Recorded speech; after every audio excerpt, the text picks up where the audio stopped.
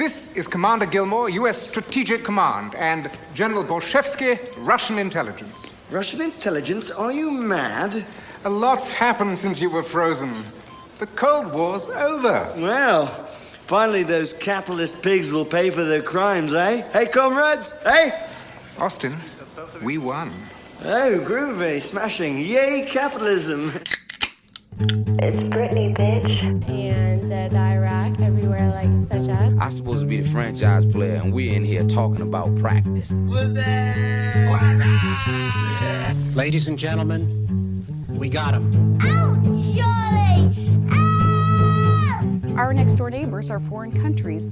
I call upon all nations to do everything they can to stop these terrorist killers. Thank you. Now watch this drive. Hey everybody, and welcome to Remember Shuffle. My name is Ben. With me as always is my co-host Giordano. Hello, it's good to be here, Benjamin. As you can hear, now I'm on a mission right now. I'm podcasting from Macau on the hunt for a shipping magnate who's been causing me problems. And they're drilling through the wall as we speak. And today we are discussing James Bond. And to discuss James Bond, I brought on one of my good friends, a James Bond super fan, Liam. Say hi, Liam. Hello, everyone. Pleasure and grateful to be on the pod today to discuss our favorite secret agent in the world, Bond. James Bond. Pod save the Queen, indeed. You know, we've been sequeling out recently on this show. We just finished up a part 6, a part 4, McDonald's part 2. And so we just thought, hey, why don't we do something of a gritty reboot for this week's episode? You know, get back down to a part 1 where we're recording on the couch with one shared laptop again and talk about James Bond in the 2000s. I think that one thing that's fascinating about James Bond is that he's been with us for like 60 years now, and he's a character that always needs to be updated for a particular historical moment. So what does the 2000s era James Bond look like? The only constant for James Bond is that James Bond has to be cool, but cool is always a moving target. 1950s cool, we're talking alcoholism. We're talking chain-smoking cigarettes. We're talking like a twink body, Giordano. You read Casino Royale. What are the specs on James Bond? Yeah, in the original Casino Royale book, he's 6 feet tall, 160 pounds. I think he was smoking, it said 70 cigarettes per day. So, you know, definitely like a different style of guy in 1953. You know, 160 pounds is crazy. Like, before people knew what, like, protein or, like, bodybuilding was, to be like, it's the perfect size man, you know? The optimal male body. Would be the smallest man in Hollywood today. Washboard abs and a 70 cigarette diet. True, you don't need to eat much when you're smoking 70 cigarettes a day. Yes, and of course, like the misogyny and the tuxedos are the 1950s, 60s cool. But 2000s cool is going to depend on the film. We'll see that the 2000s cool of Die Another Day will involve surfing twice, and maybe it involves playing poker. Maybe it involves trauma and vulnerability in the case of Casino Royale. But I think that one thing that is unique about Bond in the 2000s is that we do get the full reboot treatment. And we get the first direct sequel in Bond history, which we'll talk about later. But that's basically our hook for why talking about Bond in the 2000s is interesting. So let's get right down to it. Let's talk the best film of the 3 that we'll be talking about today, Casino Royale. Most of our discussion today will center around Casino Royale. We'll talk about Quantum of Solace and Die Another Day, but kind of only as they relate to Casino Royale, because this is really like the big Bond movie of the 2000s, right? Like, this is the reason we're doing an episode. Like, we wouldn't probably be doing a Die Another Day episode. That sounds like a Patreon episode, to be honest. So let's talk about Casino Royale, the gritty reboot of the Bond series, sort of taking a cue from Batman Begins here, right? Sure, yeah. Let's start with basic plot summary if you haven't seen it in a while. The opening scene before the credits is Bond killing 2 guys to earn his 00 title. And I think it's pretty significant that this is in black and white. I think it's gesturing towards the long history of Bond, even though there's never been a black and white James Bond movie. Interestingly enough, they are all in color. The bringing back to basics of Casino Royale, introducing Daniel Craig as the new actor, I thought it was an effective move having a black and white intro. Like, who's this new guy? He's on the big screen. This new actor. There's all the hype around. How many actors have there been since? At least 5, I think, before Daniel Craig. And now you have a blonde Bond. This is how they were easing you into the idea of him being blonde by introducing him in black and white to be like, all right, now don't get upset. You may not remember, there were a lot of op-ed pieces at the time. Is the world ready for a blonde James Bond? You know, just like Obama, just like the same kind of content mill. Yeah, what are they doing to our beloved franchise, making Bond blonde? I mean, Pierce Brosnan is also Irish. I feel like that should have been the bigger controversy. They should revoke his Irish citizenship for playing Her Majesty's Secret Service agent. These were the inclusivity initiatives of the early to mid-2000s.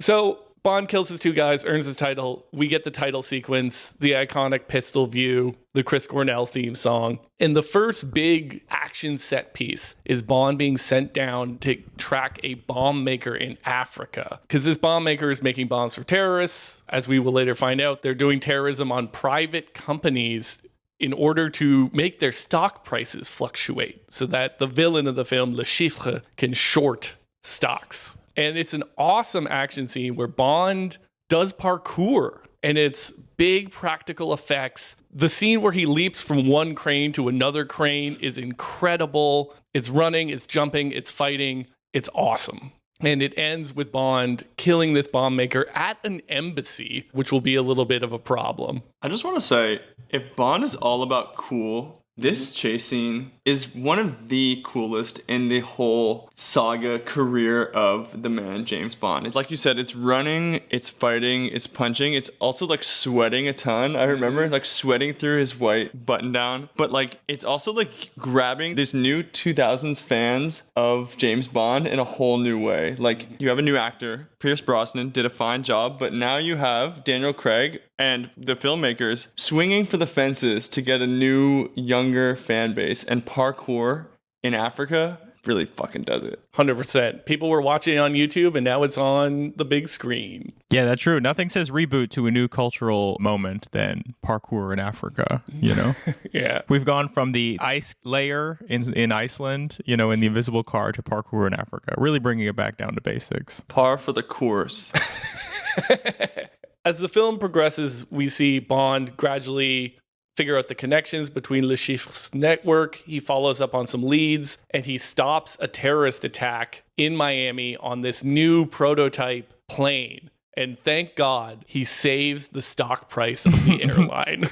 Just to jump in, so Le Chiffre, played by Mads Mikkelsen, is a financier, right? So he gets money from warlords, terrorists, and then while holding on to the money, the idea is that he shorts stocks. I think he does like put options. So it's like where you like guess that a stock price will be in a certain range during a certain time, and then also engineers a terrorist attack on those companies to profit greatly from this, right? So that not only is he like enriching himself, but also enriching terrorist organizations and warlords. Mm-hmm. So that's kind of the main villain of this movie, ostensibly, anyway, for the first couple acts. Yeah, movie really takes a swing on viewers knowing what shorting a stock is. I think it was sort of piggybacking off of this idea that during September 11th, I remember there being a bunch of conspiracy theories that like certain people had shorted airline stocks right before the attacks. And I think that this is kind of what they're running with, right? Is like, imagine if a Bond villain did 9/11 and this was the people who profited off of it. I didn't learn what a short was until The Big Short came out, so... Yeah, he's not really shorting the stock. I think he's doing put options specifically because he mentions that... Don't know what that is now, Giordano. Nor do I. You're basically like betting where the price will be at a certain time, and then if you get the bet wrong, you have zero. It's like you have $0. It's not like you just have your position go down by like 10 or 20%. Well, I eagerly await the Michael Lewis book, The Big Put, so I can figure out what this is. A lot of people lose a lot of money like doing insane Reddit like put options on Robinhood and stuff. I need Marco Robbie in a bathtub to explain it to me. Okay. So Bond foils this terrorist plot with the put option, and they got, this Albanian banker for terrorists in a tight spot. He is going to try and win back all of his money through a high-risk poker game at the Casino Royale in Montenegro. And the plan, as laid out by M, is that once he loses, this is his last-ditch effort to get his money back and pay back his warlord financiers. Once he has no other option, we'll take him into protective custody, us or the CIA, and we'll uncover the entire network. So very low stakes. We are not saving the world from a space laser. We're trying to get one guy and his terrorist network. And yeah, the whole second act of the film takes place in this poker tournament. And it's probably my second favorite part of the movie, because even though you're just watching guys playing poker, the tension is so high. Bond gets poisoned at one point. Everyone is cool and swagged out, and he invents a new drink. It's awesome. It's another back to the basics moment, right? Bond is all about gambling, right? The gamble of adventure, of high risk, high reward. And here he is. Daniel Craig is the new era of Bond. You're bringing the sex back into Bond, but then they're bringing back the gambling and the drinking and the sitting around playing cards like it was the 1960s. Mm-hmm. So eventually Bond, surprise, surprise, wins the whole poker tournament after some setbacks, and he's kidnapped by Le Chiffre, him and the Bond girl Vesper. And his plan is to basically torture the password out of him to get the winnings. And there's a scene where he's torturing him by whipping his dick and balls with a heavy nautical rope as Bond is nude, sitting in a chair with the seat cut out of it. And Bond is saved, such as it is, by some random guy that we, the viewer, haven't seen yet. Mr. White comes in, shoots Le Chiffre in the face, and saves Bond and his girl. And there's no big climactic fight. That's just how this harrowing torture scene ends. And the final third, the final act of the movie, starts with Bond and the Bond girl. They're frolicking on a beach in Italy. They go to Venice. Bond decides to quit the service. They're going to be digital nomads. They're going to be vagabonds. They're going to travel the world. And he's fallen madly in love. He's going to walk away from this job that turns him into a cold-blooded killer. But in the final twist of fate, it is revealed that Vesper, who worked for the Treasury Department, never transferred the money to the government. And Bond realizes that he's been betrayed. So he tails her to this abandoned villa in Venice that's supported by these flotation devices, which he shoots. And then there's another really cool action sequence where we're in this crumbling Venetian villa that is falling into the lagoon. He kills a guy with a nail gun because it's like an active construction site, which is dope. Vesper dies, the second Bond girl to die in this film. I skipped over the first one because she had maybe 6 lines of dialogue. And the big unraveling at the end is that we find out that Vesper was forced to betray Bond because the same organization behind Le Chiffre, the Quantum organization, had kidnapped her boyfriend, extorted her into doing it. This is all off screen. It's just told through exposition. And M suggests that she probably was forced into trading the money to save Bond's life when he was saved by Mr. White. The entire scene after Bond is rescued from Le Chiffre's torture all has this very strange dream-like quality to it. You are wondering if it's in reality. And they've essentially put on a staged play.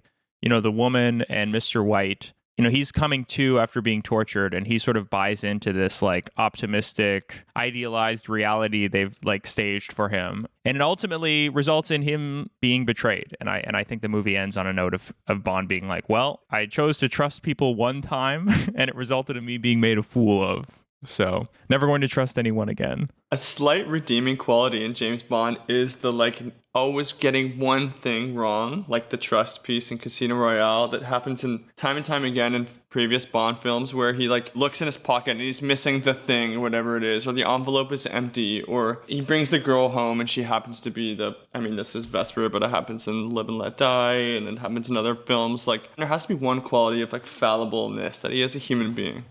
I love that his humanizing feature is that he trusts women too much.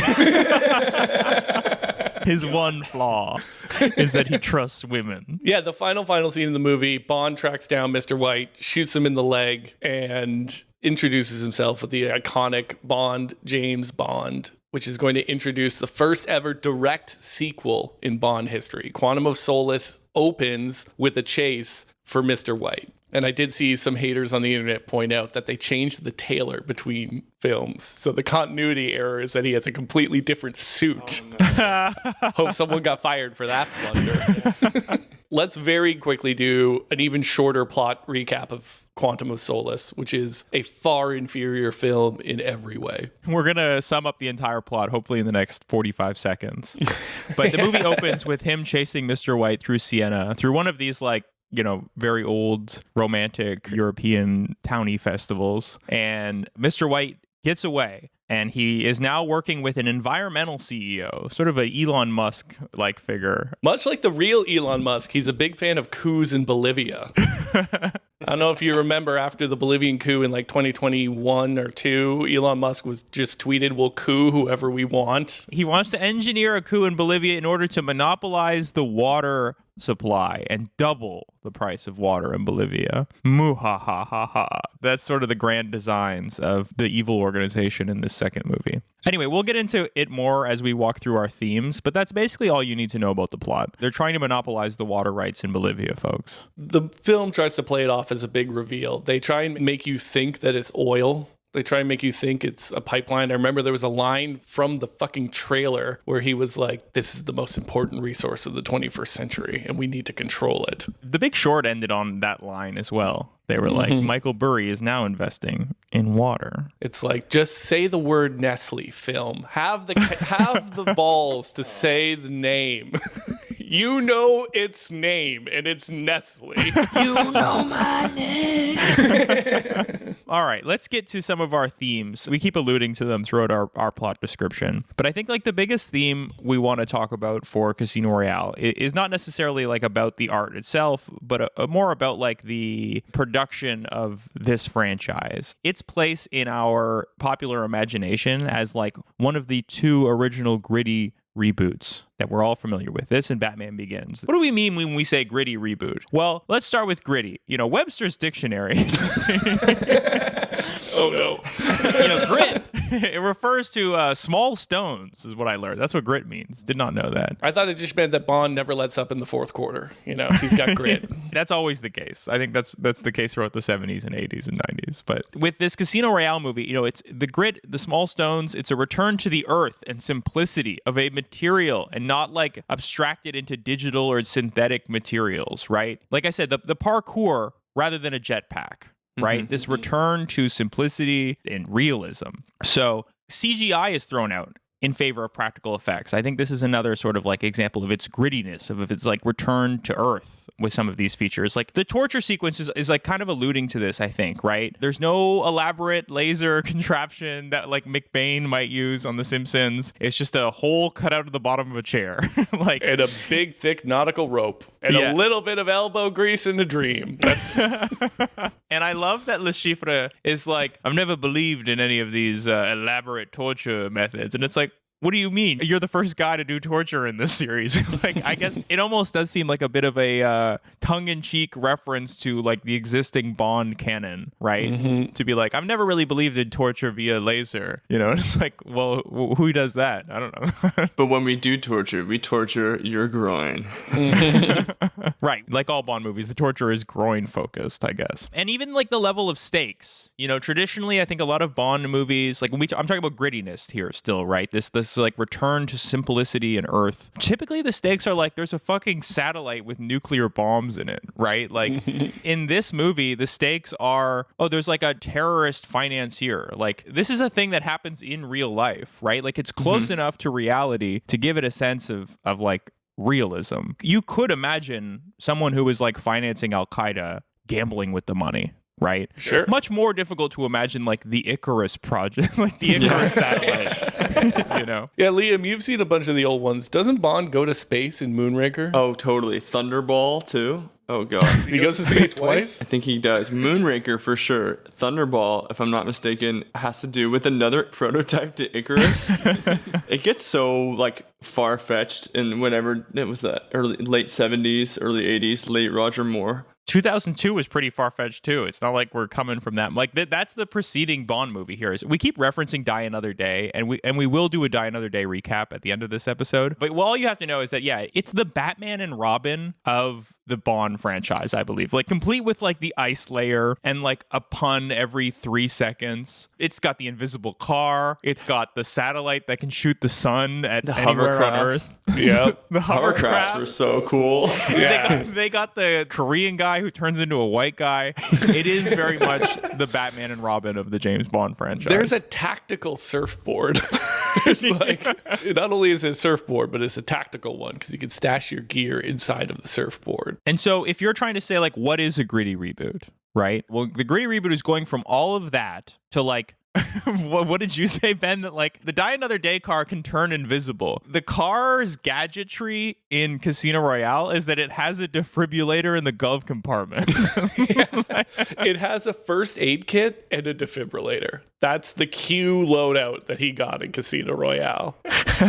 And much like a Q gadget, it does come in clutch later in the film, you know? Mm-hmm. I will say, actually, the defibrillator is a lot more useful than the car's invisibility. Like, the car's invisibility actually gets him nothing but free parking in Die Another Day. He's able to park it outside of the ice place, and then, like, as soon as the actual fight starts, someone shoots at the car and it turns all the cameras off. And so the defibrillator comes in far more useful than the car's invisibility does. They were really just, I think, trying to stunt on us or, like, make us laugh with that one. Yep. And yeah, speaking of realism, that's another element of the gritty reboot. It's not just bringing it down to earth, but telling a story that's believable happening in our world, right? It's not the race switching North Korean and the sci-fi gadgets. It is poker playing, international banking, financing of terrorism. I even think that with the car chase, instead of a crazy car chase where the car is shooting rockets at one another or, you know, using the spiky wheels to climb up a wall, which is something else that happens in Die Another Day, we get a car chase where he's driving the Aston Martin. He makes maybe 3 turns on these windy Montenegrin streets, and Vesper is thrown out of the car in front of him, and he needs to swerve really abruptly, and the car flips and he totals it. That's it. That's the whole chase.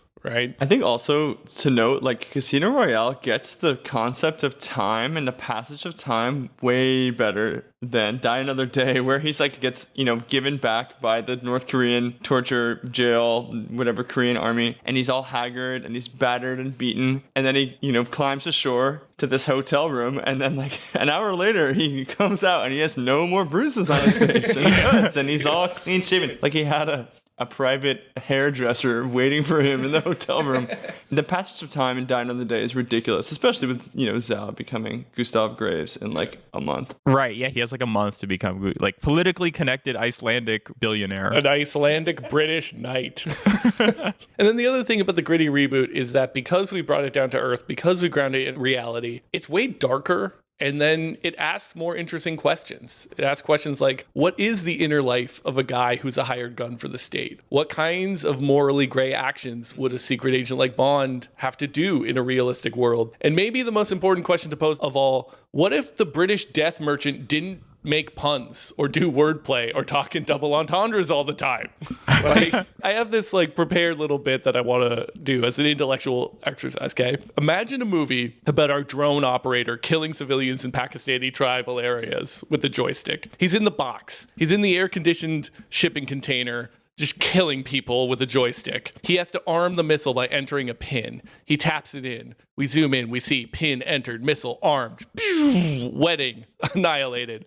And he looks and he says, sometimes the pin is mightier than the sword. Oh my God. It would be awful. Sorry to throw you under the bus after drone striking a city bus. But like, these puns do not fit in a world where we actually try and ground something in realism. No one would think or talk this way. Which begs the question, why did we have puns in the first place? Was it for entertainment value? Die Another Day to me is almost saying like this is kind of an Austin Powers movie. Yeah. You know, there's this hilarious example of that where the bad woman in Die Another Day, the British one, the MI6 turned Frost, I think her name Frost, is. yes. Frost. She's got Halle Berry and she's like, oh, it's an excellent tailoring you have there. I hope it doesn't shrink when it gets wet. And she like leaves her in like a room so that she can drown like, you know, 90 minutes later. And then later, like when she's like, oh, you didn't die in that earlier situation I put you in, she has like a knife to her throat. And she's like, well, maybe this time I'll just get more to the point. And I'm like, yeah, Get more to the point and fucking kill her. There's so much lollygagging with the fucking puns that it really does swerve at any sense of realism. It is not realistic to make this many puns in a life and death situation. I guess this is why they call it Dead on Arrival. Whereas I think Casino Royale is like treating the trauma of like ending someone's life like a little bit more seriously. You know, like there's a scene in Casino Royale where Bond is like drinking darkly when he's on like the Virgin Airlines airplane to make a point, I think, to show the brand. But he's just like not drinking in a fun way. He's drinking in a way where you kind of feel bad for him. I think it's implied that it's like as a result of like the things that he's had to do. And this is what you mean when you say like it's like more darker and realistic, where like they're treating the subject matter of these people having to kill other people more seriously, right? And it is more like a drone operator who makes insane puns before partaking in the same types of activities. There's no Bond girl named Pussy Galore in Casino Royale. There's one whose last name is Goodhead. And I'm like, come on, man. Maybe it's a result of Austin Powers, where they're just like, okay, listen, Austin Powers really got our ass. Let's make this serious. Something that won't remind you of Austin Powers. Well, if Die Another Day came out in 2002, which means production was mid-2001, before 9/11, 7 years passed before. When did Casino Royale come out? 2007? 2006? I mean, 2000s just got darker. People got more serious. Filmmakers said, we're not going to give up on the cash cow that is James Bond. Let's go back to basics and let's make it more gritty, more realism, more dark. Let's like kind of start from square one with Daniel Craig, with a terrorist financier villain. It just feels like the stakes were higher in 2006 than they were in 2002. Yep. I always wonder where that comes from, because I feel like people do put that on 9/11 a lot, and they're like, yeah, I made everything darker. And like, I don't know to what extent I buy that, because we still did have like screwball stuff after 9/11. But I think certainly there was definitely more of a vibe in the mid-2000s that like something had to be dark to be good. You know, it had to be serious to be good, to be considered like, you know, sophisticated art or something. I think there was like definitely like a reaction against kitschiness. And yeah, you can see it, I think, most prominently in like the James Bond and Batman franchises, for sure. Yeah, I think the darkness of the world is not just 9/11, but like the knock-on effects of like the war in Iraq happened in 2003. True, There's the war like on terror. War on terror stuff. Like Casino Royale was presumably in production like 2005. So like we've had the Abu Ghraib story has broke about torture. Maybe Katrina has happened. There's, you know, life is getting darker for sure. But yeah, speaking of which, like this is a movie that doesn't shy away from showing torture, and not like the campy laser torture that we talked about. In Die Another Day, the North Koreans apparently torture him with scorpions a million times and then administer the anti-venom, which I don't know if that's something anyone does, but this is way less elaborate, as we've already said. And I'll say more in the section that we're going to do on gender, but both Bond girls die in this one. And the film even makes clear that the first one, whose name I forget because she really isn't on screen for that long, she was tortured to death. Like the violence is so much more intimate. Bond drowns a guy in a sink in the opening scene. He's getting his hands dirty. It's unflinching. It's unsanitized. It's not Austin Powers style violence. And the characters aren't going to joke about it. M describes Bond as a cold-blooded killer, and Bond describes like the armor he has to put up to do what he does. And his work, the film says, is basically robbing him of his humanity. So it's kind of like saying, you know, being a hired assassin for the state isn't all martinis and one-night stands. Sometimes it's murder, trauma, and blood on your hands. Yeah, it rhymes.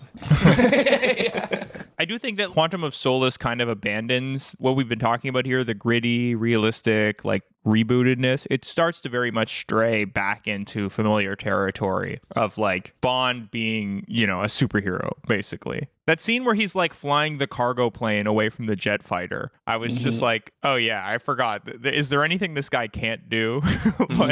And the fact that he's up against this organization, Quantum, which like might as well be the fucking like Hydra organization from the Avengers or whatever. And then you just have the idea of like the reboot in general. And I think this is kind of neat because we get some inversions of expectations. Like I laughed out loud when we saw Daniel Craig get out of the water on the beach in a swimsuit. because I'm like, oh, this is Ursula Andress, but we're looking at the dude now. We're ogling and objectifying the man now. These inversions of expectations to me are just like better than a shitty fan service Easter egg. Like, I caught that reference, you know? I 1,000% agree. I thought Casino Royale did it like much more subtly than like a lot of like Marvel or Star Wars movies. I love when they ask him how he would like his martini shaken or stirred, and, and he's like, do I look like I give a damn? Mm-hmm. Yeah. That little subtle inversion of your expectations. Yeah, I mean, there's a bunch of these little nods to this movie's position within this larger canon, saying like, we're doing our own thing, but we know our roots. And they're subtle enough to be interesting and not annoying. I mean, the fact that Chris Cornell's song is called You Know My Name, right?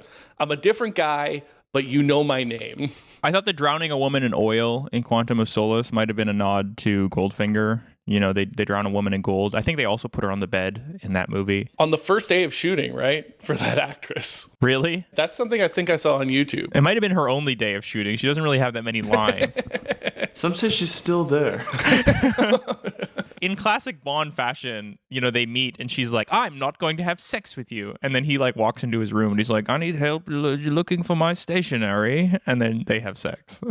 That one really didn't feel earned. I get that he's a charming, charismatic, handsome man. I get it. But I need him to put a little bit of charm on there. You can't just unbutton your shirt and say, I can't find the stationery. Unless he's already got like an insane reputation. Women typically have to like someone a little bit more before they have sex with them. Even like, especially if they're in a professional environment like that. Because I think she says like, we work together. I'm here to like arrest you, basically. Yeah. And then related to the idea of like the reboot and being part of this longer canon, I love the idea of anti-climax. We just talked about it on our Sopranos episode, but like having something not resolved the way you want it to is so interesting in a Bond movie because Bond movies really do follow a formula. They are kind of a paint by numbers exercise in so many ways. So, you know, Bond usually ends up with a girl, but you know that won't last because he's a perpetual bachelor. Instead, we have Bond fall head over heels madly in love, and then she dies. Bond usually has a very over-the-top pre-credit sequence. Now we get the black and white double murder. Bond usually vanquishes the bad guy himself in the third act of the film, but this time we get Le Chiffre killed by a random guy we haven't met yet, Mr. White. And I already mentioned the anticlimactic car chase, right? You probably came into this movie with some expectations, and I love the extent to which the film totally either inverts them or undercuts them with this anticlimax. And like, it's less anticlimax, but more just all these moments are a less jetpack, more running and punching. Mm-hmm. Die Another Day seemingly like refers to that sort of like existing ridiculous canon. He's meeting with John Cleese's Q and he like picks up the jetpack and he's like, oh, you know, anything like this, you know? And he's like, no, nothing as crazy as that. Only an invisible car. Yeah.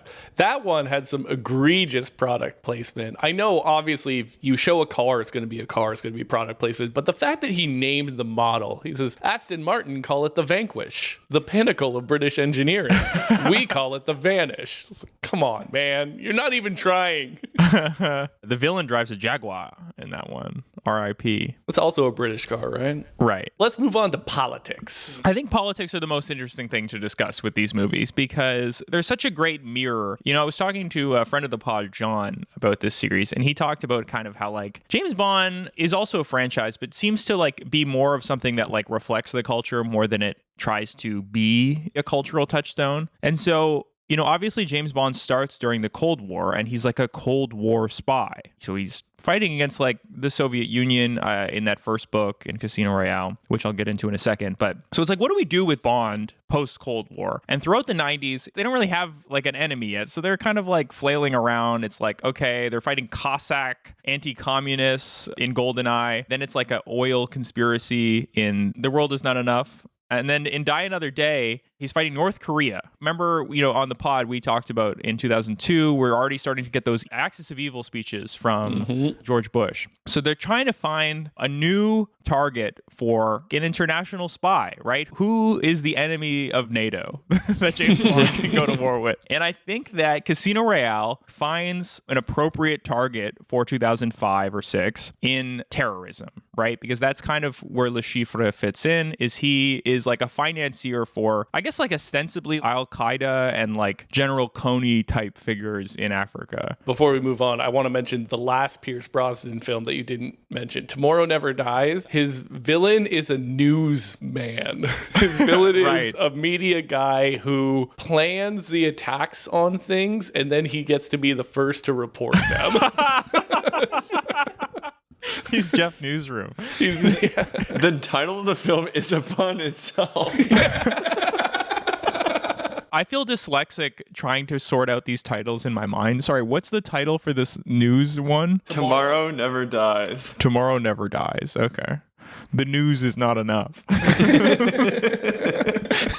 James Bond canonically missed 9/11 because in 2002, he's abducted by the North Koreans that held him for 18 months. And I think that's because some idiot in a writing room was like, Bond would have stopped 9/11. We got to have some way for him to have missed it. It's sort of how like Grindelwald in the Harry Potter universe needed to operate during the Nazi years so that they had some excuse for why wizards didn't stop Hitler. Okay, so like I said, the plot of Casino Royale is that Le Chiffre is a financier for terrorists and warlords. I don't like that he does both. I think they probably should have just chose like one of those two things. There's no need to like split your focus that much, you know, pick one. But anyway, I would like to talk briefly about the book because in the book, which I recommend, it was a nice read, the Casino Royale book written in 1953. At that time, height of the Cold War. And so he's fighting off against Le Chiffre, who's a financier for a labor union in France. Oh, no. Whoa.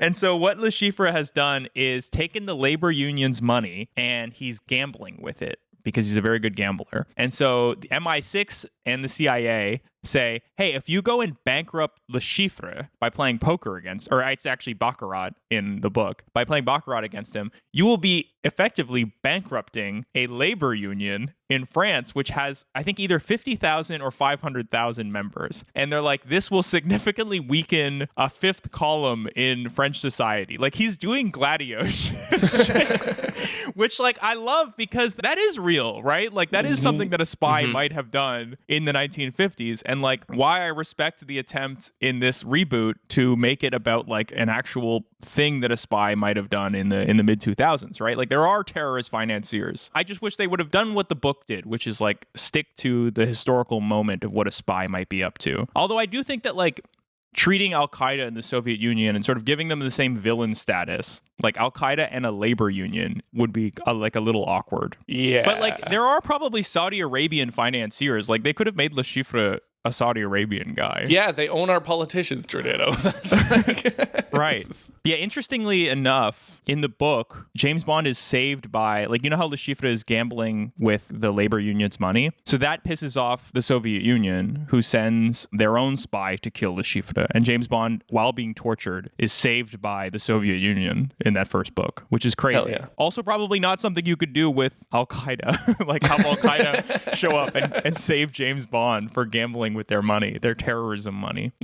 But just, I thought that was so interesting to see, you know, how it's a byproduct of the 1950s like that. And then let's talk environmental politics for a little bit, because that's where Quantum of Solace comes in. Like we already said in our quick plot summary, environmental CEO wants to control the water supply. Some very late 2000s lib style environmentalism here, where we are approaching all environmental solutions through the lens of business, right? It is the private industry with its technology that is going to solve climate change. Yeah, do you remember this era? It's like when everybody had just found out about global warming and everyone was like kind of behind green tech, but like using the government to subsidize private industry to find solutions. We've talked a lot about in this podcast about how like the talk of alternative fuel sources in the late 2000s was like a big talking point.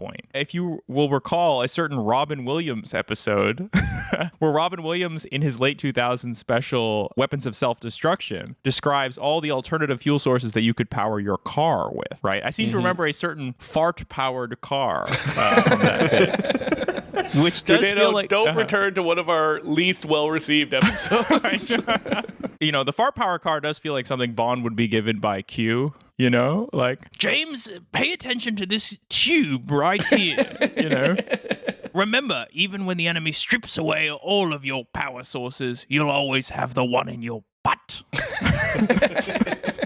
That's a halfway decent please. When running low on fuel, you'll find a can of beans in the glove box. There's a can of British beans in the glove box. And yet the environmental politics of this movie are crazy. Because it seems to implicitly be saying, like, don't even trust the environmentalism CEOs, which I could get behind, I suppose. If, you know, any kind of Silicon Valley tech guy who's like, oh, we're going to develop a new style of carbon capture. I'm stealing this joke, I think, from Matt Christman. But, like, motherfucker, we already have the carbon capture machine. It's called a tree. Yeah, literally. Plant more of them. Everyone who listens to this podcast knows, like, 71 companies make most of the emissions. And, like, you know that probably a solution to climate change is going to involve the rationing of power at some point, right? It's not necessarily a production problem, it's a consumption problem. But the crazy thing about this plot where the villain is going to control the Bolivian water, is going to double the price. This is a lifted from the news story thing where the Bolivian government sold their water rights to Western private companies. But in real life, the Western private companies maybe tripled the price of water. So in our fiction movie, we have made the evil company less evil than our real life companies. Come on, writers. Yeah, the like Spectre organization is actually less evil than Nestle. Let me talk about this environmental plot for a second, because I have some qualms with it. So the main plot is that this organization that has like so much power around the world that they're able to like engineer coups is essentially taking over the water supply in Bolivia to double the price of water for like the indigenous people who are shown to be like buying water from this company, right? Bolivia is a country of 10 million people. And so to imagine like the profit margins on doubling the price of water to like a developing country, just it doesn't really seem like grand enough in scale, I suppose. Maybe for Nestle, that's like an appropriate target. But for like the Spectre organization, like the organization that has double agents like in MI6, the stakes just don't quite seem in line with like the nature of the Spectre organization. You know what I'm saying? Like the stakes are in line with Nestle. So just make the bad guy Nestle. Yep. You know? Yep. And even like the climactic fight is in this hydrogen fuel cell powered hotel. So they have another like pointing at the green tech. Sorry, and what happens? It just explodes. It explodes like the fucking Hindenburg.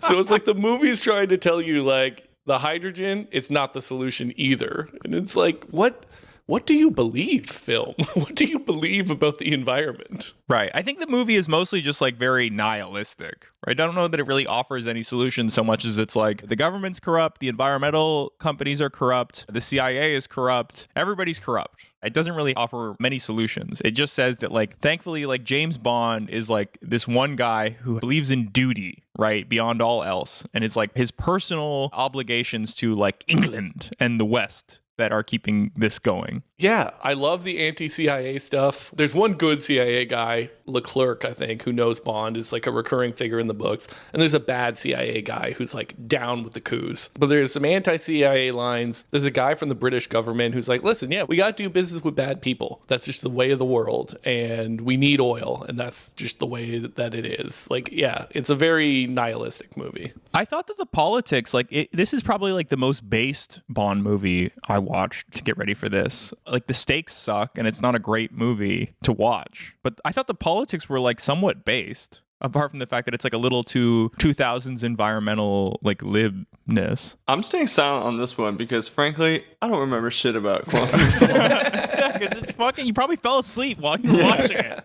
Probably. And do you want to hear the craziest fact? We were talking about how slow and boring it is. It is the shortest Bond film in terms of runtime. Wow. It is an hour 45, but it doesn't feel it. There was one freeze frame I do recall. He's like dangling from cables or construction wires and he twists around to do like he's dancing silks or something, but he like shoots down towards the camera, and that they used that in the trailer. They used it for posters. That's the one thing I remember from the film. The ropes fight. Yep. Everybody remembers Ropes. Oh yeah. There's a couple like individual action scenes that stand out as good. Like I love it's sort of like a physics problem fight, right? Where he's in the construction. I mean, it's always a construction site, but this is like a construction site. I believe is it still Siena? Yeah. Anyway, but he's like swinging around. There's a lot of like levers and pulleys, right? It's sort of like a high school exam, perfect situation for a high school exam question, you know?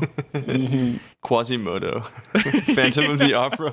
It's Phantom of the Opera scene, yeah.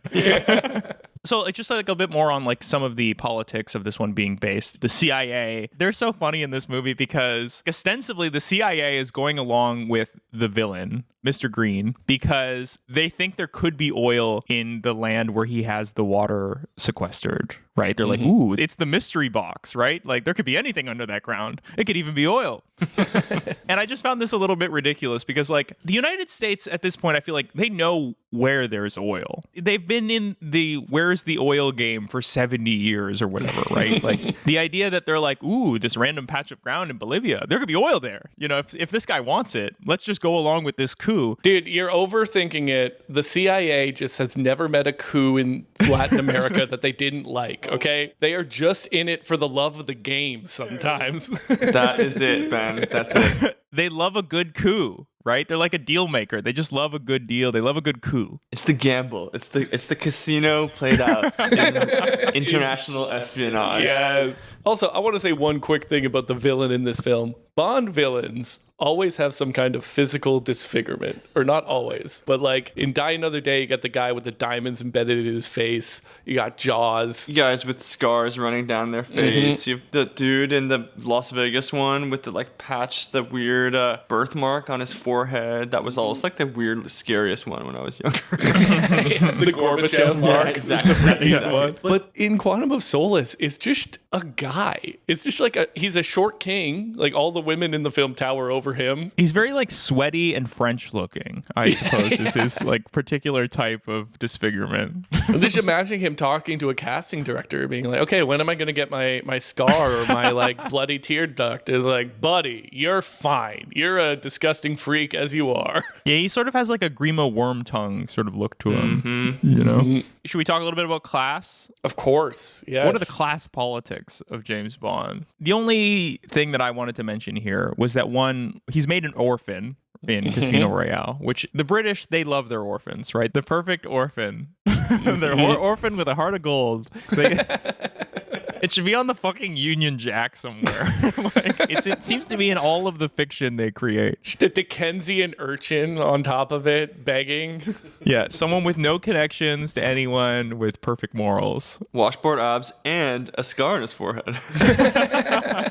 And I wanted to talk about the class politics of like Ian Fleming a little bit because, you know, Ian Fleming is the guy who wrote the original Casino Royale. He like invented the James Bond character. And I think he is sort of a fascinating guy because I think that his background really informed the nature of James Bond in a really effective way because Ian Fleming is like from an upper class London family. His father was a member of parliament until his death in the First World War. You know, he was serving as a conservative MP, his father, and he got blown to smithereens on the Western Front. His brother then married an American actress, served behind enemy lines in operations in Norway in World War II. Ian himself went to Eton, of course. You know, he did sports, but he had to transfer to the military because, quote, his lifestyle at Eton brought him into conflict with his housemaster, E.V. Slater, who disapproved of Fleming's hair oil, his ownership of a car, and his relations with women. Sound like anyone? Yeah. But then he was booted again from the military for getting gonorrhea. So he went into journalism. He actually covered Stalin's show trials as a journalist in the Soviet Union, but he ended up working in finance to like appease his family a little bit, but then World War II breaks out, and so he joins British Naval Intelligence, and he would work with what would go on to be the CIA. He did work on the real-life Project GoldenEye, which was like a spy network in Franco's Spain, and a commando unit in charge of seizing documents in enemy territory. So it's like basically, yeah, going in to get intelligence right after you take over a territory. And I say all this just to point out that like, I think the original James Bond books were informed informed by someone who was like intimately familiar with like real life spy operations. Like he was friends with people in British naval intelligence, people who had been on missions. And I think that comes across in the book. You get this sense that like this isn't Austin Powers. This is like real spycraft, which is like a job that real people have. And I think it's a very interesting setting and job that's been in literature for a long time. I think of a book like Kim by Rudyard Kipling or something. But he had a lot to draw inspiration from. Also, even in some of the more mundane qualities of the Bond world, he has like Moneypenny, right? He has the secretary, flirtatious friend person in the office. He also has Felix Leiter, the American. I don't remember the connection between Bond and Felix Leiter. But I think, to your point, Giordano, like the inspiration from working in that, it also bleeds into the mundane qualities of being an office worker who's also a secret agent. And I just wanted to point that out too. The workplace sexual harassment of Miss Moneypenny. Yes, exactly. You can tell from the biography that Giordano just did, like in this very repressive, regimented, hierarchical British society, he's a guy who struggled to fit in, right? With his hair oil, his cars, and his sexually transmitted diseases. I think one interesting fact about him is that later in life, he was a guy who had an estate in Jamaica. I feel like a lot of people don't realize Jamaica didn't become independent until after World War II. 62. Yeah. So he had an estate on Jamaica called Goldeneye that he would go to every year in the winter. And that was a place where if you were of a certain class in England, you could go to Jamaica and you would flee a lot of the most repressive, puritanical sexual mores of Britain. And I think that is also an element of his personality that's obviously reflected in the works that he wrote. Yeah, I mean, the first James Bond movie, Dr. No, is also set in the Caribbean. I tried to watch that one in high school, and even my stupid high school brain was like, this is boring, and I think pretty racist. Yes. Let's talk gender for a little bit if we're good on class. I think if you wanted to criticize Casino Royale for one thing in particular, it's the women in refrigerators trope of killing women to advance the plot for the male protagonist, using the death of women just to characterize the man. And I think this is made all the worse because, like we already said, because we're cranking that grittiness knob to 11, these women are not just killed, but they're like brutally tortured to death. In the case of not Vesper, but the first Bond woman in Casino Royale. That's one trope they don't get away from with Casino Royale. It's like they're still going to like, oh, we're going to torture this woman so that James Bond feels the need to get revenge, right? Like this is like the plot device that they're using all the time. It's like, well, he's pissed now because they tortured this woman he had sex with, you know? Everyone in a Bond movie is kind of killed eventually. Certainly not just like the women, but the women are typically killed as a plot device to make him upset, right? We see Strawberry Fields that we meet for all of 30 seconds before she fucks Bond, and then she's drowned in oil. And M kind of chews him out for that. Like, she was a office pencil pusher who was there to take you home. Yeah, like that's not great about Casino Royale. I do think that like Quantum of Solace does this in like an even more offensive way in some ways, in the way that it like uses like sexual assault to like villainize the general. This guy just can't stop doing sexual assault throughout the movie. Like every scene he's in, he's grabbing a waitress or grabbing Camille Montez. I just find that like the way that they portray, especially that second sexual assault at the hotel, is almost meant to be like a little tantalizing. Like it's not really meant to be as dark as it should be. A little bit of Game of Thrones action here. Yeah, especially considering that like a lot of that really isn't in the 50s book. Like in that 50s book, James Bond, he does say like he doesn't think women should be allowed on missions because they like fuck it up because like it's not their place. That's almost said like a little tongue in cheek because when he's thinking that in the book, he's just like right about to crash his car. I will say, though, Casino Royale makes, I think, a good faith effort to try and update the gender politics for the 21st century. So in the scene where they're getting ready for the poker, James Bond tells Vesper what to wear. He's like, you're going to wear this evening gown because when you come up and kiss my neck, people need to be thinking about your neckline and not their cards. Okay, so that's like classic Bond misogyny. And then the film makes a point of having her do the same thing to him, of being like, you're going to wear this suit because I need you looking a certain way. So they're trying to show some kind of equality on film. You can quibble with the extent to which it succeeds. I think there's a ceiling on how feminist and liberatory you can make a Bond girl, not even a Bond woman. Pretty low ceiling on that. But I think the movie does try in scenes like that. Yeah, it's interesting to see like what they're willing to change with these movies, because like I think what someone would say if you were like a Bond purist is you'd be like, well, like Bond is a womanizer and Bond drinks. And it's like, so you can't take away that stuff because like that's what makes James Bond, right? And I would point out that like he used to smoke 70 cigarettes a day. You know, like they are willing to change some things to like come along with the times. And so like then it's just a question of like, well, now you're just picking and choosing what to keep, right? You're choosing to keep the drinking, you're choosing to keep the womanizing, you're willing to drop the smoking. And it's like the fetishization of like the foreign girl as the Bond girl, which comes up time and time and again. Like it's almost like the bar is low and like it's easier to excuse oneself if you're the filmmakers or writers if it's like a, you know, an Italian woman or someone with accented English. There's some weird cultural politics there. Erlia Kurlienko is the Bond girl in Quantum of Solace, right? That's the actress? She's Ukrainian. She is, yeah. She's playing like a Bolivian, I guess.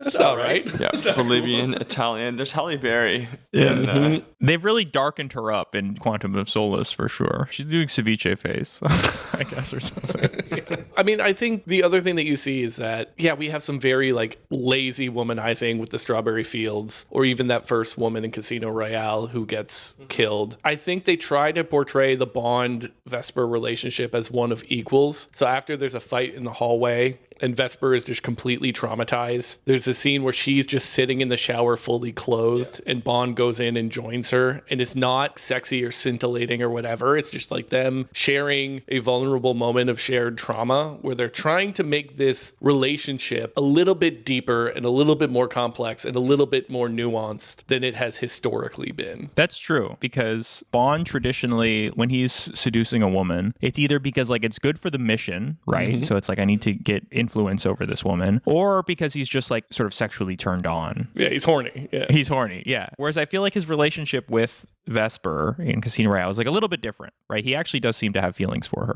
and is going to like retire with her. I mean, Liam, can you tell us like what's the most Bond has ever been in love with a woman? Is it Vesper in Casino Royale? Like, I think it's Vesper in Casino Royale. I think there's like a sense of like I'm gutted that the object of my affection is gone because then I can't have sex anymore until the next one.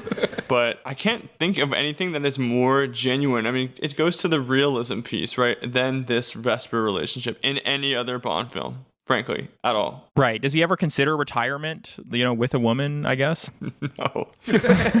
They usually end with him having sex. Like, remember, that's the final scene of The World Is Not Enough, is they have some kind of heat-seeking tracker on Bond, and they see the silhouette, and it's like, oh, he's just lying down. And then, like, the arms move, and you see there's two people, and M is watching the silhouettes bang. That's just, like, how they end. They end with him having sex. I was wondering, I'm like, okay, how is Pierce Brosnan's, like, last scene as James Bond going down? Are they going to, like, sort of send it off on, you know, anything meaningful? And it's like, no, they're just having sex on a bed of diamonds. And he says, like, you're a bad girl or something like that. One of the final films of the film is like, you don't know how good it is when I'm bad, or some kind of like basically porn style dialogue. I was thinking as you guys were chatting that I think in other Bond films, there are Bond girls who I think James, I know I'm on a first name basis now. James sees them as like badasses. Like, you're really great at fighting. We can work together. But I don't think it's love, right? Like Michelle Yeoh in Tomorrow Never Dies is exactly that. Or like in For Your Eyes Only, she's not a fighter, but she's like great at skiing. And it's like, you're really cool, but I'm not madly in love with you. Yeah. But I was just laughing because I was thinking about that fight sex scene in GoldenEye, where they're like fighting and fucking at the same time. Right. Oh, yes. With Xenia on a top. Oh, man. Should we move on to echoes in the culture here? Yeah, let's do it. Okay, so as I mentioned up top, these Bond movies, I don't think they have like a tremendous impact on our culture. I think they're probably far better at just sort of like embodying a culture that like already existed and sort of showcasing what was on our mind at that point. But I mean, the only like direct echo in the culture obviously is that like it's going to be so successful that like this movie has been out 20 years now and we still have not had a new Bond since him. True. What happened to Idris Elba? I know. What happened to that? Make it happen. Yeah, he might be too old at this point, right? Yeah. Especially if you want to keep him around for 16 years, like Daniel Craig. Timothy Chalamet isn't British, is he? No, he's from New York City. Thank God. Don't need to worry about that happening. Daniel Craig has been Bond for like 20 years now. He's the only Bond we've had, and he's made 5 movies. So, but I guess just in terms of how this movie sort of like embodied the culture of the 2000s, we mentioned terrorism, we mentioned parkour, but I think like poker is also like an important note here because people always forget about the 2000s poker boom. Oh God. No, I mean, you could do like a complete episode on poker if you wanted to. I remember this being like a very big thing that everyone was talking about. The World Series of poker was like starting to be televised more, I think during like the NHL lockout in 2004. But from 2003 to 2006, the number of online poker players doubled every year, mostly because of technology, right? Like it made online poker possible and like more accessible. And yeah, they started showing the World Poker Tour on ESPN. But a lot of people really credit this blow up in the popularity of poker to 2003 winner Chris Moneymaker. Just the perfect winner for our popular imagination. Right? Like in 2003, this 27-year-old accountant from the Midwest, a regular guy, won a $86 satellite tournament and then went into this professional poker game, right? The World Series, and won. Like a 27-year-old guy called Mike Baseball entering the World Series and pitching a perfect game or something, right? It's almost like too perfect for the industry that like I almost want to put on my Isaac cap for a second and wonder, cui bono, you know? Oh yeah, Chris Moneymaker, the 26-year-old everyman, won the World Poker Championship. That's a stage name, though, right? That's not his birth name. How much did Le Chiffre pay for him to go there? This did subside by 2006 when we made a lot of these sites. They were taken down. But I do remember like poker chips being a very popular gift in this era. Everyone was talking about Texas Hold'em. And, you know, like I said, the original game was Baccarat. So this was them adapting the setting to fit the 2000s. And I just want to talk a little bit about the way that he wins the poker game. I think is funny because the reason they chose James Bond for this mission as a rookie is because he won all the poker games in MI6 training camp with all the other recruits. You know, he was the best gambler. The best player in the service. And he wins the poker game not by being the best bluffer or like the best at like recognizing a bluff, but by getting a straight flush. It's winning by luck. Oh, yeah, serious luck. It's so James Bond code. The Chief's like grinding his teeth, looking at the card, getting flipped over. I love that shot. Yeah. The way that he talks about playing cards in the book is he describes it, when you know it, as playing cards is a lot like romancing a beautiful woman. You can't want it too much. You know, you have to let the cards come to you. Pickup artist Ian Fleming. Yeah, so that's how he sort of justifies James Bond getting lucky, is like in the same way that he's able to attract women, he's also able to attract winning card combinations in his hand. Yeah, I just wanted to say like a little bit about my closing thoughts about these James Bond movies in general is that so much of the action always seems decontextualized. I'm just seeing James Bond like run around, try to escape, he's shooting at people. And if someone were to ask me like, what's going on? I'd be like, James Bond, he's trying to get away from the bad guys. And I feel like I love the action in a movie like The Matrix because I want to save Morpheus from the office building, right? Like I have a very keen sense of like what needs to be accomplished. And sometimes I lose that a little bit with these James Bond movies where I truly like cannot remember what they're trying to do. The one exception, I assume, being the parkour chase, right? Because it's a guy chasing another guy across obstacles and whatnot. Right, he's chasing a bomb maker. So I'm like, okay, I guess I hope he gets the bomb maker so that there's no bombs. But I would say once they get to the casino in Casino Royale, I love the second half of Casino Royale. Right? Because I just find the setting to be more realistic and like the story to be a lot more straightforward. But yeah, all the Montenegro casino scenes, beautiful to me. Really, really big fan. Yeah, I think part of what you're getting at, Giordano, with the action set pieces in these films, in terms of how they're shot, and Quantum of Solace is the worst one for this. It's a very shaky cam, which is a very late 2000s thing. Very fast cuts. I think I saw in a YouTube video essay, the cut is something like 0.3 or 0.4 seconds, which filmmakers can do that well for particular scenes. I think Michael Mann can do some like great fast cuts when he's doing his storytelling. But when you have the fast cuts and the shaky cam and the people are moving so crazy fast, it becomes just like movement. There's a scene in Quantum of Solace where Bond, I think, is handcuffed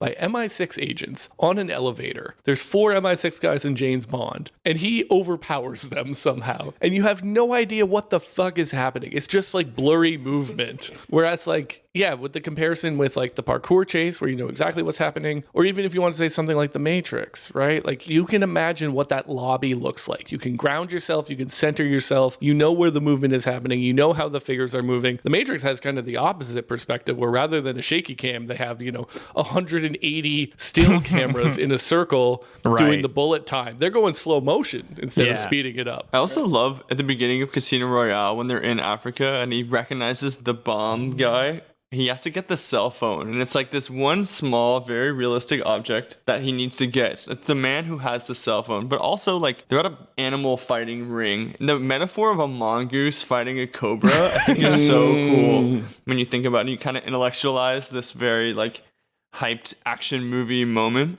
The mongoose cobra, Bond spotting the guy across the thing, and they both take off. Like that was so cool. Yeah. Okay, go off. Intellectualize it. What is the metaphor with the mongoose and the cobra? I mean, you have a reptile, right? Cold-blooded reptile, slender, sleek. It's multicultural. Like cobra shows up in many different continents and many different cultures and iconography. And then you have the mongoose. It's gritty. It's a mammal. It shouldn't last, but it does. They often kill and eat cobras, but they can definitely stand their ground.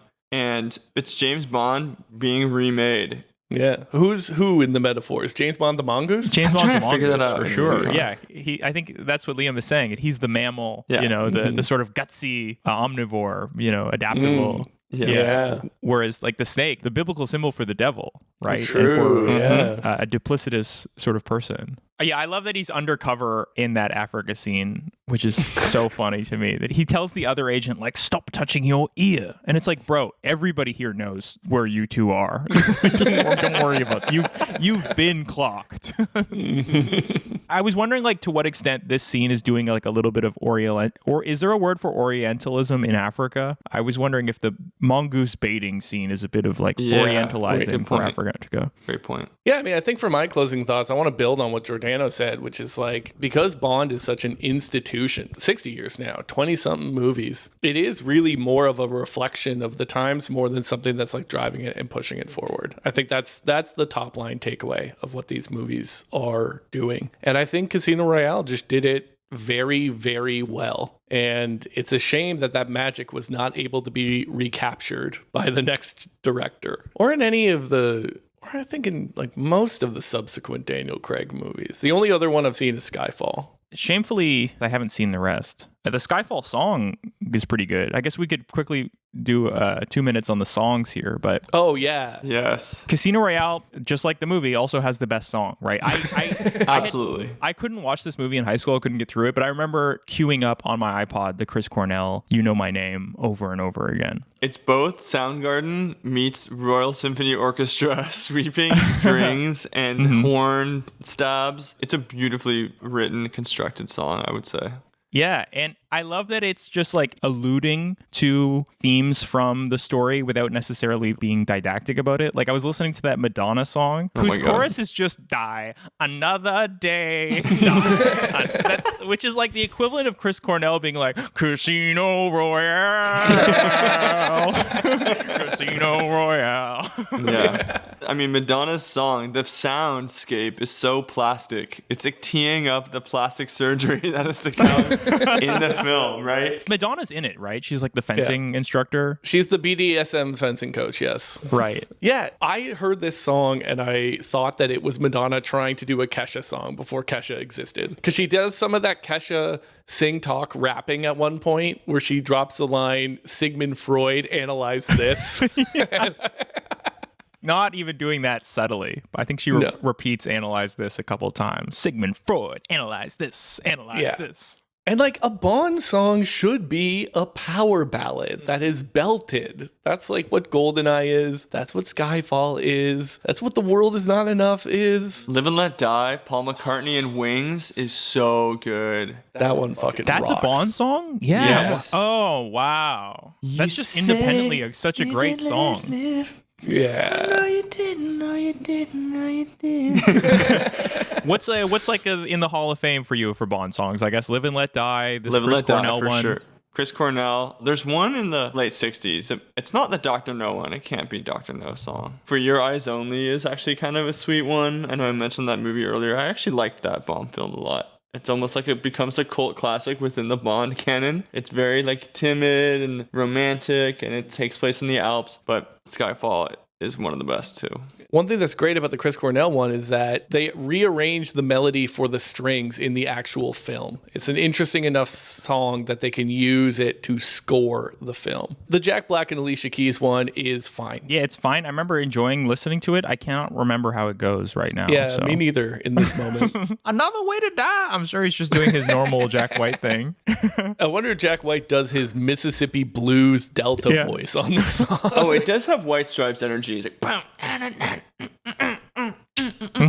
I do remember that a bit. Oh, it's Shirley Bassey, Goldfinger. So mid 60s. That one is great. That one is really good. So let's do our true closing thoughts now, which are these books and movies are about spies, which is like a real job that I think we are interested in hearing more about. You know, when I was reading that book on Saddam Hussein for our Saddam Hussein episode, there was this spy craft story in there that like really caught my attention. And, you know, this is after the Cold War. So it's like spies involved in something post-Cold War. And basically one of the nuclear scientists in Iraq, or former nuclear scientists, was on like a plane for like a conference. And an American spy bought the first class plane seat next to him and sat in the chair next to him and basically like grilled him for information during their flight on the way to Amsterdam. And basically the nuclear scientist like told the spy like, yes, the program stopped in 1991 where we don't have a nuclear program anymore. And the spy just refused to believe him. And I was thinking like, maybe that's why these spycraft stories like suck, because like the spies themselves suck, right? Like here's the, like you go to this guy for information, he tells you the truth, and then you're like, nah, I don't believe you. And it just made me think like, why bother with this mission at all? Right? Like, if you're only looking for a single answer, which is that they have a nuclear program, then like, just assume that's true. Like, don't bother buying the seat next to him and grilling him if you're not going to take the opposite information, right? I did think that was like kind of a cool spy thing, right? It's like, I'm going to get the seat next to him. I'm going to be able to grill him for a few hours and like, then just fly back. Like, that's very covert. That's a thing that a real human did for their job, which I think is kind of in line with the type of thing James Bond might do. You know, first class ticket, you know, maybe you got a martini. But it's just funny that like the outcome, of course, in the real world is that we ended up going into Iraq anyway, regardless of this mission, because they were like, you're lying. I feel like the reason we can't have like new movies about what spies do now is that increasingly what James Bond does has bifurcated into two main groups. The killing side is done by our bearded operators. You know, the special forces guys are the ones who are going into Osama bin Laden's compound and gunning down his entire family. We don't like to see that side of things, just the violent side of things. And the intel gathering side is done by dorks who live in Northern Virginia Boring and Maryland. as fuck. It's really boring. Yeah, they're lanyard guys who are tapping the phones of like Americans. Like that is what intel gathering looks like now. I don't think there's a lot of cool Cold War style, you know, you're going to go to a fucking cocktail party at the Russian embassy, bring your best tuxedo and plant some listening devices or what have you. Sitting in a car with the windows down behind your Ray-Bans. That's true. The modern day James Bond would be like the man in the box. You know, he'd be like in a shipping container watching drone footage for like months on end of like known terrorist relatives and stuff like that. I feel like maybe we have lost a little bit of the Cold War spycraft. Yeah, it's just not the same. James Bond always makes reference to this. There's a line in Casino Royale where M says, "Christ, I miss the Cold War." And I think that's the film gesturing towards how those post-Cold War Bond films weren't it. Yes. Yo, absolutely. That's like a metatextual reference to that. All right. Shall we wrap up? Yeah. I just want to mention one note. I didn't know where to put this, but one of my favorite moments from the book Just like it had so many 1950s moments in that book, but one of my favorites was Bond is sort of able to like look at people and like Sherlock Holmes sort of size up a bunch of information about them, right? He like looks at Vesper and is like, you're an orphan. But he's also looking at Le Chiffre. He's like scanning his face and he's like, his large earlobes indicated Jewish blood. Oh, man. Oh, no. Oh, An God. insane 1950s ass comment to make. They didn't keep that part in the movie, I noticed. But actually, like the movie is pretty close to the book, like in terms of plot beats. They didn't change too much about it, other than the fact that, yeah, Bond is no longer trying to bankrupt a labor union. A change for the better. Yeah. You may quote me on that. Probably because there's no more labor unions to bankrupt, honestly. I mean, I think you could make that into a funny movie if you were like a little bit self-aware of like how evil one of these spies might actually be, like if they're doing Gladio shit. Mm-hmm. I mean, in real life, I feel like James Bond might have done some waterboarding at a black site, you know? I have one more like random Die Another Day shit talking point that I want to drop. It's about Pierce Brosnan versus Daniel Craig. I mean, this is Pierce Brosnan's final film. His star was fading, I think, in the early 2000s. He peaked hard and fast in the 90s. And then I was thinking about Pierce Brosnan in the 90s. I'm like, wait, so James Bond, his alias was in San Francisco. His name was Stu, and he was dating Mrs. Doubtfire's wife. Holy shit, that's a crazy 007 side effect. I learned everything I know about subterfuge from a Mrs. Doubtfire.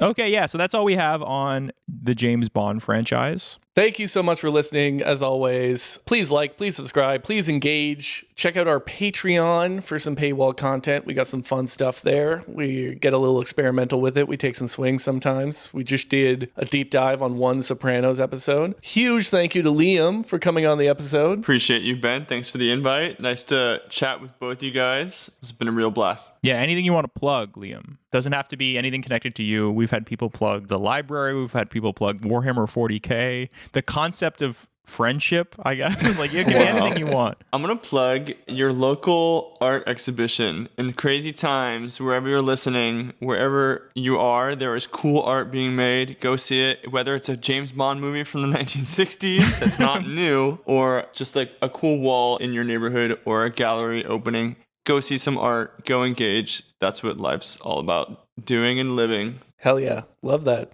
All right. Thank you as always for listening. Ciao, ciao. Goodbye.